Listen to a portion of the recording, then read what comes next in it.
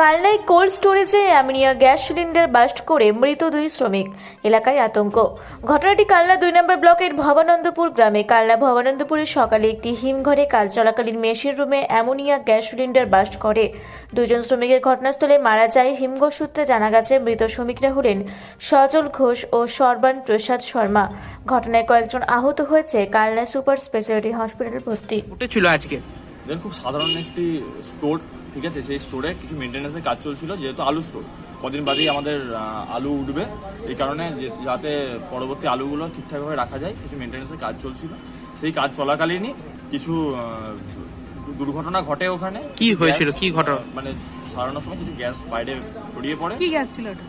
Gas যে স্টোরে যে গ্যাস থাকে, অ্যামোনিয়া গ্যাস, মানে গ্যাস সিলিন্ডার কি বাস্ট হয়ে গেছিল? না, বাস্ট।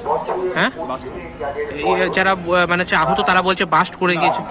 বাস্ট হয়নি, আমাদের স্টোরে হচ্ছে যে সমস্ত কিছু মেনটেনেই থাকে। আচ্ছা, ঠিক আছে। আর যেটা হয়েছে সেটা একটা খুবই বাজে ঘটনা ঘটেছে। কজন মারা গেছে ঘটনায়?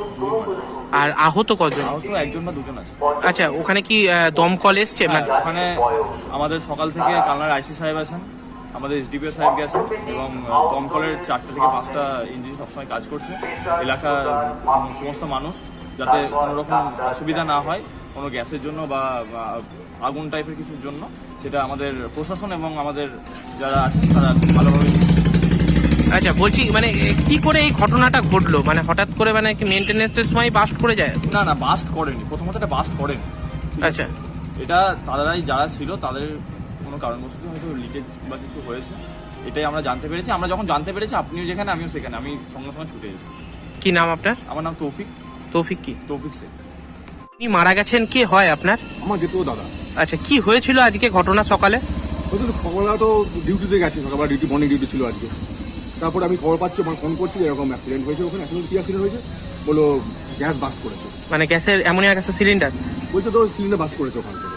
আচ্ছা, আমি স্পটে যাইনি, আমি তো হাসপাতালে এসেছি। ঠিক আচ্ছা, আছে, ওখানে কি খবরটা, ওখানে কি মানে কেটেছে তারপরে ব্যাপারে জানি না আমি এখন পর্যন্ত। আমি হসপিটালেই আছি তখন থেকেই। ঠিক আছে। কখন ঘটেছে ঘটনাটা? ঘটনাটা ঘটেছে বলছে তো 8:30-9 নাগাদ ঘটনা ঘটেছে। আচ্ছা, উনি কি এই গ্যাসের ইয়েতেই কাজ করেন নাকি? এখন গ্যাসের কাজ করে না, অফিসের ওখানেই কাজ করে, মানে ওই অপারেটিং এর কাজই করে। আচ্ছা, অপারেটিং এর কাজই করে। কজন মারা গেছে? ওই দুজন মারা গেছে। আর আহত মানে হচ্ছে কি অসুস্থ কজন এই অ্যামোনিয়া গ্যাসে? কিছু বলছেন, অসুস্থ জানি না কিছু এখন পর্যন্ত। আমি তো স্পটে বা ওখানে কিছু যাইনি, মুখে যেটা শুনছি দুজন মারা গেছে, দুজনকেই হাসপাতালে নিয়ে এসছে। হ্যাঁ, দাদা তো আমি আগে প্রথমে দাদাকে নিয়ে এসছে, দাদাকে দেখলাম। মানে উনি কি সেই সময় মানে হচ্ছে কি সারাচ্ছিলেন ওই গ্যাসের সিলিন্ডার? ভেতরে ছিলেন, ঘরের মধ্যে ছিলেন, ভেতরেতে। আচ্ছা, কি নাম আপনার দাদার? সজল ঘোষ। আপনার কি নাম? সুভাষ ঘোষ।